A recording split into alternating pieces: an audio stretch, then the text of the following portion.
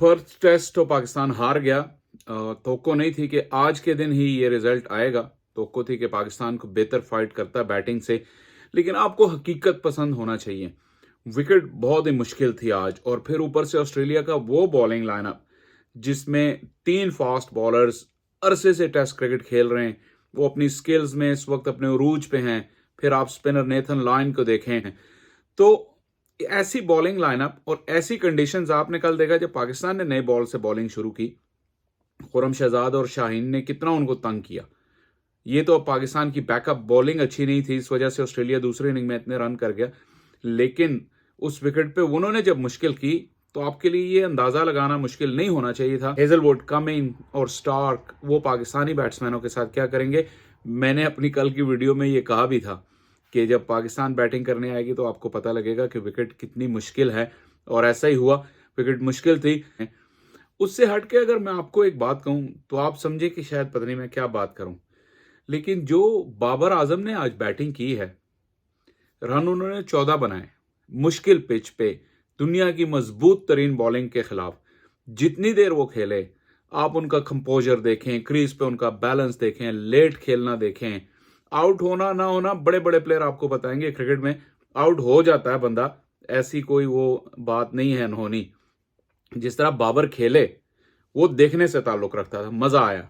सऊद शकील खेले, हालांकि रन उन्होंने भी कम ही बनाए, लेकिन जो कंडीशंस थी उसके सामने, जो बॉलिंग थी, जो सिचुएशन का प्रेशर था, उसके बाद आपको पता लगा कि कोई स्किल भी होती है, कोई चीज होती है, कोई हुनर होता है बैटिंग का, जो कि आज बाबर ने भी दिखाया और सऊद शकील ने भी दिखाया।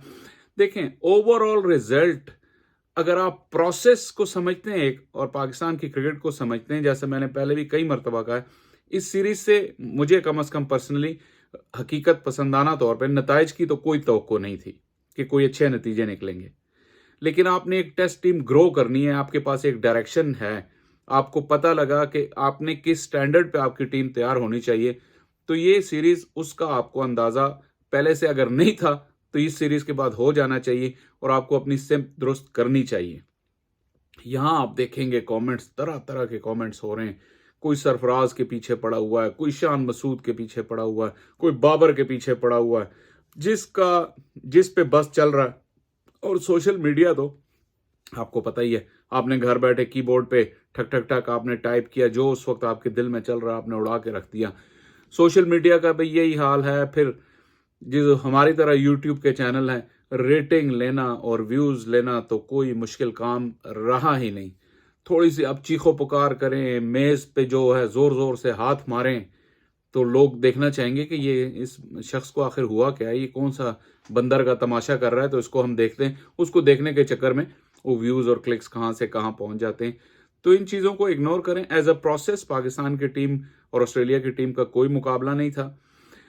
मुझे बल्कि अच्छी लगी हफीज़ की, मैंने प्रेस कॉन्फ्रेंस सुनी, बहुत ही कंपोज्ड और काम तरीके से उन्होंने प्रेस कॉन्फ्रेंस की। और जो ह्यू एंड क्राई आपको मिल रही है मीडिया पे, सोशल मीडिया पे, उसके बरक्स काफ़ी वो पुरसुकून नज़र आए। हालांकि मैं उनका क्रिटिक हूँ, लेकिन मुझे अच्छा लगा कि अगर टीम में एक डायरेक्शन, या जो टीम की जो क़यादत है, ज़ाहिर है टीम डायरेक्टर हैं वो, अगर वो इतने पीसफुल हैं और कंपोज हैं, तो आप फिर रेस्ट अश्योर्ड के नतीजे आपके आ जाएंगे इन अ ड्यू कोर्स। लेकिन कभी भी बगैर प्रोसेस के नतीजों की तवक्को रखना बेवकूफ़ी है। कि कोई इंडिविजुअल परफॉर्मेंस ऐसी हो जाए, दो तीन ऐसी परफॉर्मेंसेज हो जाएं जो बगैर प्रोसेस के हमें जिता देते हैं। और पाकिस्तान की टीम ने हमारी आदतें ख़राब की हुई हैं, क्योंकि हमें ऐसी ऐसी विक्ट्रीज दिलाई हैं पाकिस्तान टीम ने जो बगैर प्रोसेस की होती हैं, और उसका मज़ा ज़्यादा आता है। लेकिन फिर आप उसी को लेके उनकी हर शिकस्त पे उनको ऐसे आसमान से ज़मीन पे गिराते हैं, तो वो भी जायज़ नहीं है।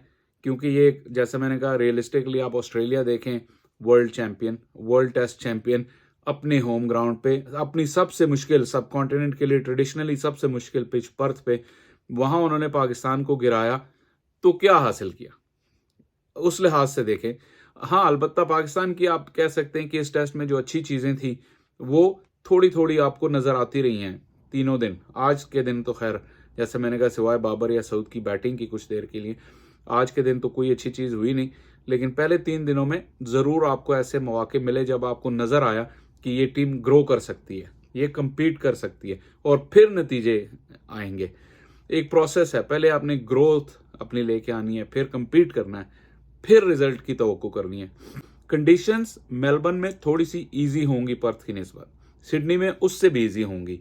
तो आप ये कह सकते हैं कि ये जो इन बिटवीन पाकिस्तान को टाइम मिल गया है, आज 18 तारीख है, 26 तारीख को टेस्ट है, एक हफ्ता और एक दिन है, पाकिस्तान मजीद एक्लामेटाइज हो सकता है। जो प्रोसेस की बात आई, मुझे हमेशा से कंसर्न है कि अभी जो परफॉर्मेंस हुई है उसका एनालिसिस बहुत ज़रूरी है और उससे सीखना बहुत ज़रूरी है। अगर आप सीखे नहीं तो फिर ये नतीजे जो हैं ये पाइल अप होते चले जाएंगे और फिर क्रिटिसिज्म बढ़ेगा और फिर समवन लाइक मी, मुझे भी जो मैं अनड्यू क्रिटिसिज्म करने का शौकीन नहीं हूं, तो वो उसको भी क्रिटिसाइज करना पड़ेगा अगर आप लर्न नहीं करेंगे। आपके पास एनालिस्ट मौजूद हैं, आप एनालाइज करें कि ये टेस्ट मैच कैसे गया, ना सिर्फ अपने प्लेयरों को, उनके प्लेयर्स को भी। फिर आगे जो आने वाली कंडीशंस हैं उसका बेशुमार डेटा आपके पास मेलबर्न का पड़ा होगा। मेलबर्न में हर टेस्ट हर साल 26 को शुरू होता है, आपको पैटर्न मिल जाएंगे, पहले दिन कैसा पिच खेलता है, दूसरे दिन, तीसरे दिन कौन सी लेंथ्स हैं, कौन सी जो है लाइंस हैं जो आपको बॉल करनी पड़ती हैं as a batter, scoring areas कौन कौन से हैं। ये ऐसी कोई इंफॉर्मेशन है जो कि ढकी छुपी नहीं है। तो आपके पास अब ऑस्ट्रेलिया में आपको गए हुए 2 हफ्ते से ज़्यादा हो गए, 1 हफ्ता मजीद है आपको प्रेपरेशन करने का। तो इसके बाद एक मार्क्ड इंप्रूवमेंट नज़र आनी चाहिए, despite the challenge being enormous कि ऑस्ट्रेलिया की टीम है, उनका होम ग्राउंड है, लेकिन आपकी प्रेपरेशन में वो मेथड और वो इंप्रूवमेंट नज़र आना चाहिए।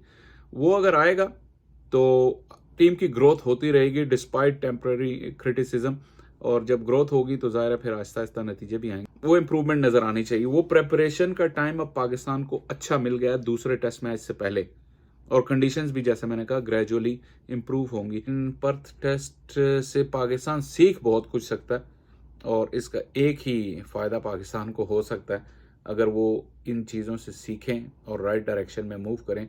लेकिन जैसे मैंने कहा प्रेपरेशन का टाइम मेलबर्न टेस्ट से पहले काफ़ी मिल गया है, तो मेलबर्न में मार्क्ड इंप्रूवमेंट नज़र आनी चाहिए इन टर्म्स ऑफ स्ट्रेटजी और इन टर्म्स ऑफ एक्सिक्यूशन।